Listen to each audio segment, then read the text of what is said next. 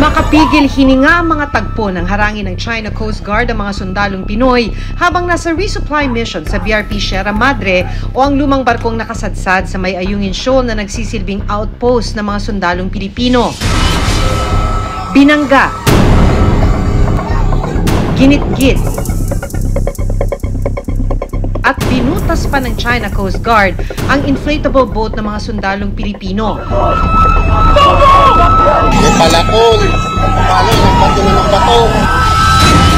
Naputulan pa ng daliri ang isa sa ating mga sundalo.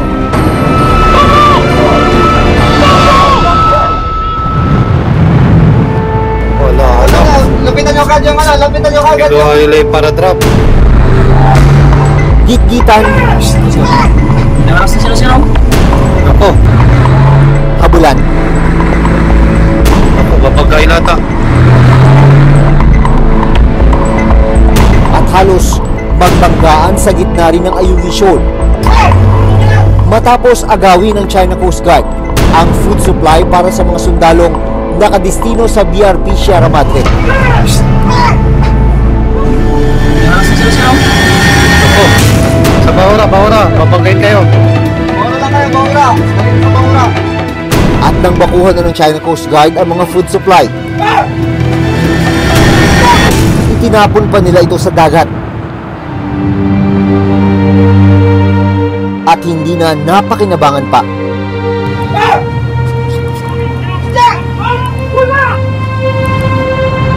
Nito lang May 19, nagpatuloy ang pangaharas ng China Coast Guard sa mga sundalong Pilipino.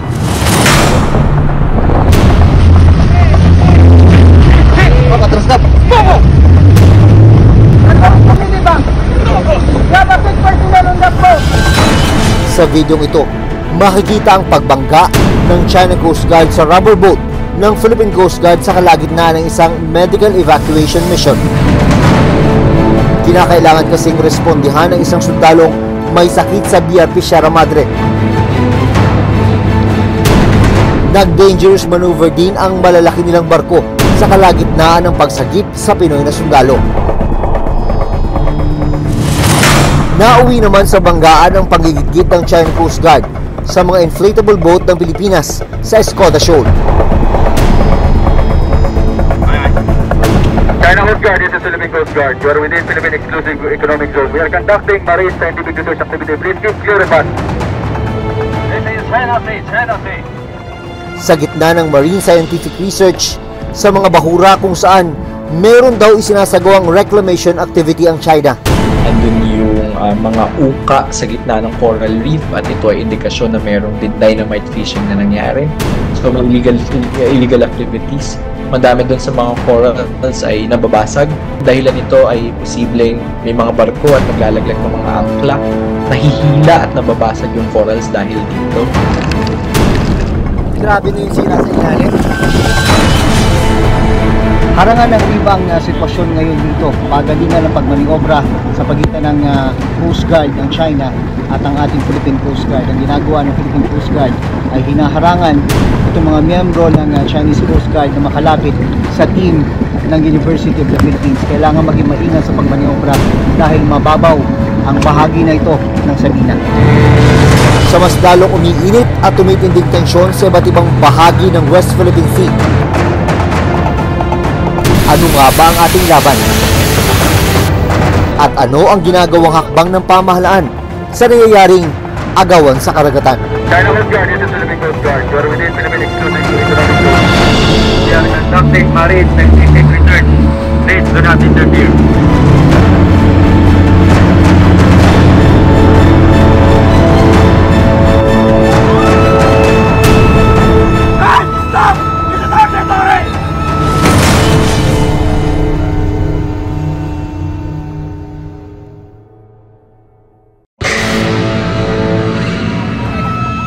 Nito lang Lunes, June 17, habang nagsasagawa ng resupply mission ng Armed Forces of the Philippines o AFP sa Ayungin Shoal para sa mga sundalong nakadestino sa BRP Sierra Madre na 120 nautical miles ang layo mula sa Zambales, pasok sa 200 nautical mile exclusive economic zone o EEZ ng Pilipinas. Naging agresibo ang China Coast Guard. Hinarang at tinalian nila ang inflatable boats ng Pilipinas at naglabas ng itak at palakol. Maririnig din ang alingaw-ngaw ng kanilang sirena na nakagugulo sa komunikasyon ng ating mga sundalo. Habang sa isa pang inflatable boat na sakay ang ibang sundalong Pilipino, nagsaboy naman ng tear gas ang China Coast Guard. At sa isang video, makikita na pinagtataga at binutas pa ng China Coast Guard ang inflatable boat ng mga sundalong Pilipino. Sa satellite footage na ito, makikita naman kung paano ginit-git ng China Coast Guard ang sasakyang pandagat ng Pilipinas.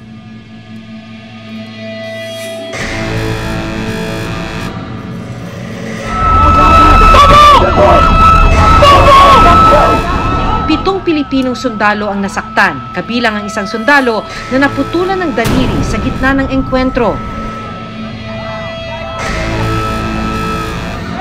Bago matapos ang tensyon, binanggapan ng China Coast Guard ang inflatable boat ng Pilipinas. Matapos ang naging insidente, inilabas ng AFP ang mga larawang kuha ng mga sundalong Pilipino. Makikita ang isang cellphone at ang windshield communications at navigational equipment na sadya raw binasag ng China Coast Guard matapos ang puwersahang pagtow sa RHIB ng mga sundalong Pilipino. Butas din ang isang inflatable boat. Parang mga pirata na po sila dun sa mga ginawa nilang actions na yun. Yung ating abide by the rules, guided by the rules of engagement, yung ating approach is above board. I call them a band of barbarians. And in the first place, they have no right to wear the uniform. Coast Guardsmen are supposed to be responsible for safety of life at sea. Their actions endanger life at sea. Other than, we should now be very careful in looking at what China is doing in the West Philippine Sea because it will also be done to them. If not, it's already being done. Sa statement na inilabas naman ng China, Pilipinas daw ang nagbangga ng Chinese ships habang nagdadala ng building materials at armas sa Ayungin Shoal. Ipinunto rin ng China ang pambubuhos ng tubig at pambabato raw ng mga Pilipinong sundalo sa kanila dahilan para mas lumala raw ang tensyon at naglagay raw sa kanila sa peligro. Nito lang May 19, nag-airdrop ng food supplies ang Philippine Army para sa mga sundalong nakaposte sa BRP Sierra Madre sa Ayungin Shoal. Ang pag-airdrop lang ang tanging paraan para mapadalhan ng pagkain at iba pang mahahalagang supplies ang mga sundalong naka-assign dito. Pero nang mahulog sa dagat ang ilan sa food supplies, sumugod ang ilang rubber boats ng China Coast Guard para agawin ito. Wala. Lapitan nyo agad yung ano, lapitan nyo agad. Ito ay para drop. Yung item bagay, lapitan nyo, yung item. Naghabulan ng dalawang rubber boats ng Pilipinas at dalawang mas malaking rubber boats ng China. Ako, babagay lata.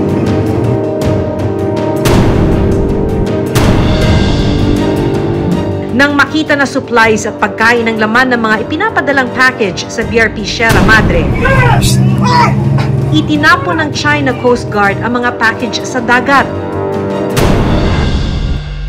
Na-recover pa ng AFP ang ilan sa idine-deliver na items, pero karamihan sa mga ito lumubog na at hindi na mapakikinabangan pa. Mahulog sir ba? Huwag niyo ipakuha. They were trespassing into our exclusive economic zone. They interfered in a legal operational resupply mission. Their narratives is that they do the blocking because of construction materials. They have zero common sense. Gihit ng Armed Forces of the Philippines o AFP, ang China Coast Guard ang unang lumapit sa BRP Sierra Madre. At wala rin daw katotohanan ng ipinapakalat na impormasyon ng China na nanutok ng baril ang mga Pilipinong sundalo sa kanilang mga Coast Guard. Binabas lang nila just to get ready in case something happens na dahil napakalapit na no? Ito ay para drop. Hindi lang mga supply ang pinupuntirya ng China Coast Guard.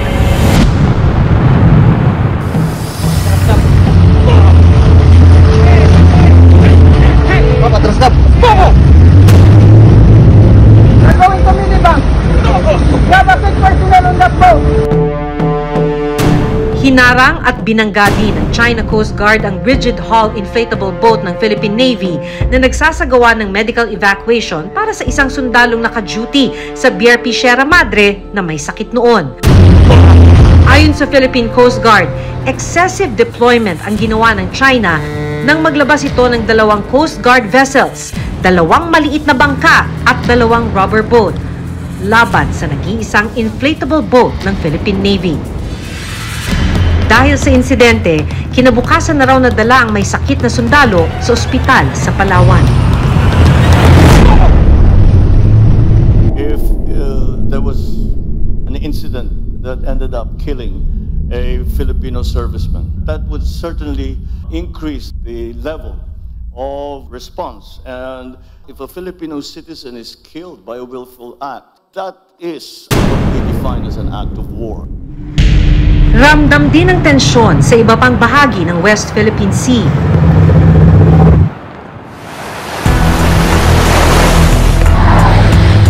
June 4, babalik ang aming team sa West Philippine Sea. Sa pagkakataong ito, sa Escoda, o mas kilala na Sabina Shoal ang aming biyahe. Dito, magsasagawa ng research and assessment ang ilang eksperto ng UP Marine Science Institute kasama ang Philippine Coast Guard. Ang lugar na ito, 70 nautical miles ang layo mula sa mainland Palawan. Pasok din sa EEZ ng Pilipinas. Ang kanilang misyon, suriin ang kalagayan ng mga bahura at marine resources sa bahaging ito ng karagatan. Pero maya-maya pa, biglang umiksena ang China Coast Guard para pigilin ang aming paglalayag. Hinabol ng kanilang rubber hull inflatable boat o RIB ang rubber boat ng Pilipinas. Ginigit hanggang mauwi sa banggaan. 请你们不要做危险行动，危险行动。不要阻拦我航行安全，不要阻拦我航行安全。Again, China Coast Guard. China Coast Guard. This is Philippine Coast Guard. We are conducting marine scientific. Pero hindi nagpatinag ang mga Pilipino.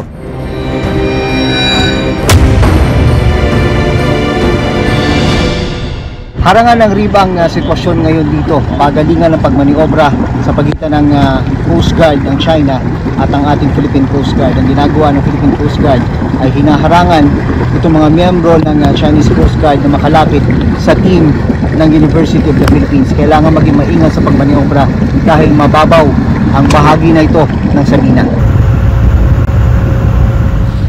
Please do not interfere.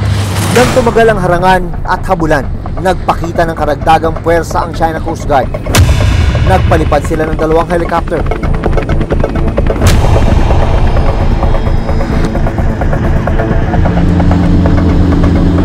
At inalabas din nila ang 2 hovercraft na sa lakas pa lang ng makina ay kaya nang magpataob ng rubber boat.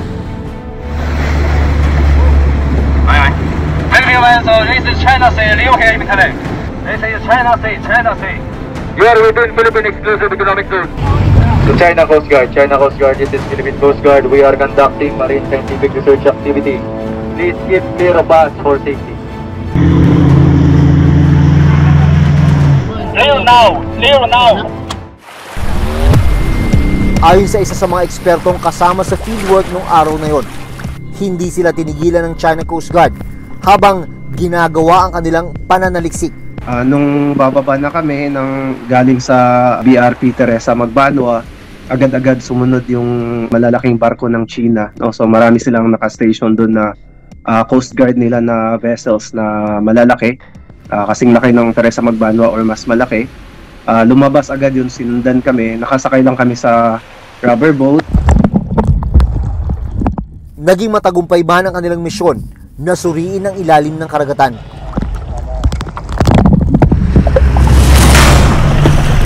Hindi pa rin natatapos ang pambubuli ng China sa kanila. This is Philippine Coast Guard vessel. You are sailing 100 yards on my port bow. What is your intention? Over. Binuntutan pa rin daw sila ng malalaking barko ng China habang pabalik sa BRP Teresa Magbanwa na 2 buwanang nakaistasyon sa Sabina Shoal.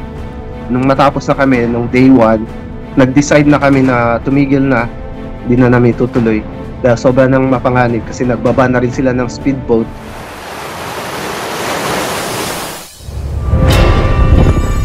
Kinabukasan, June 5, dinagdagan pa ng China ang kanilang presensya sa Sabina Shoal. Pero ipinagpatuloy pa rin ng mga eksperto ang pagsusuri sa mga bahura sa dagat. Mahalaga raw kasing makumpirma nila ang report na nakuha ng Philippine Coast Guard o PCG sa umano'y posibleng reclamation activity ng China sa bahaging ito ng West Philippine Sea. Ang kaso, we are at currently, itong side na to ng Pilipinas, nasa bleaching watch. Sa pag-aaral sa Sabina o Escoda Shoal, nakitang patay na ang maraming corals. May mga parte rin ng karagatan na kung titignan, maganda at malusog pa ang mga corals at bahura. Pero nang masuriin, nakakitaan na raw ang mga ito ng indikasyon ng bleaching o senyales na maaring tuluyang mamatay kapag hindi nakarecover. Susunod, makikita rin sa ibang bahagi ng West Philippine Sea ang pagkasira ng mga bahura. Grabe na yung sira sa ilalim. Kulay ako na kanilang mga corals wasak-wasak. Mahirap na makarecover ang bahura na ito. Ilang taon bago babalik siguro sa normal lang kaya, pero mahirap na siguro. Wasak-wasak na eh.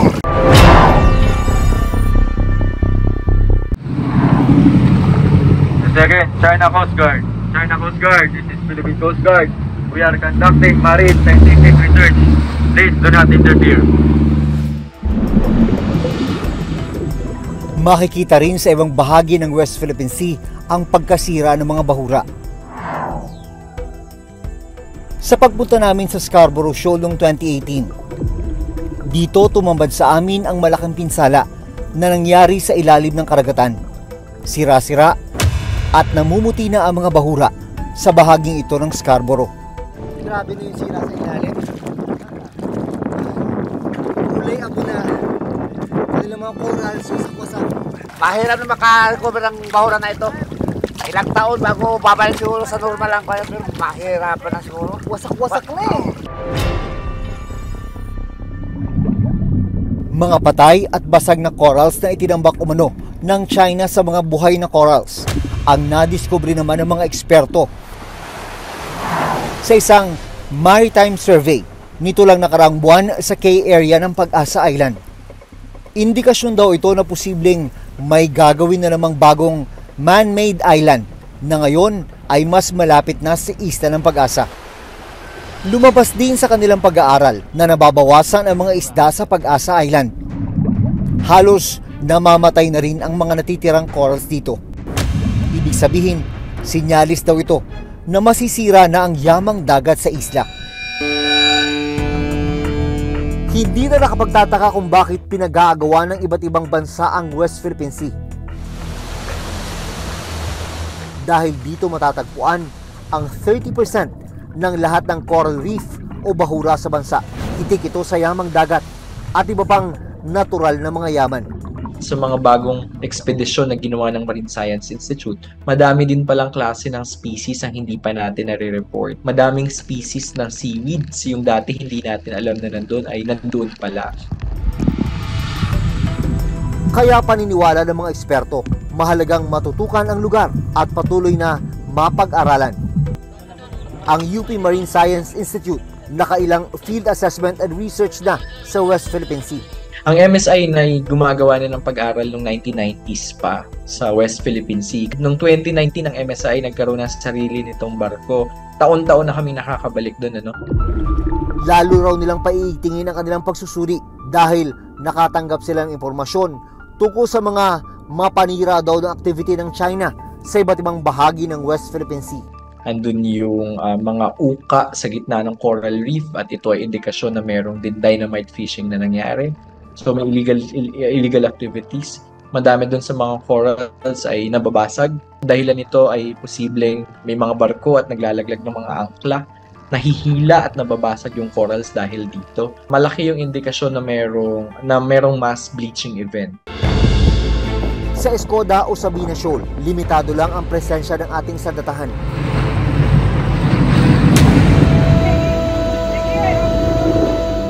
1 hanggang 2 barko lang daw kasi ng Philippine Coast Guard ang kayang i-deploy rito. Malayo-malayo sa napakarami at naglalakihang Chinese ship.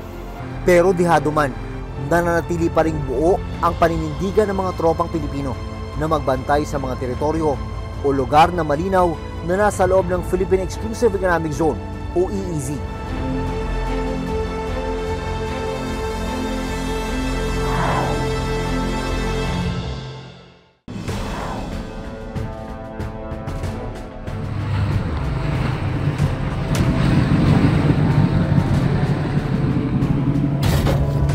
Tila wala mang laban ang ating mga barko. Armas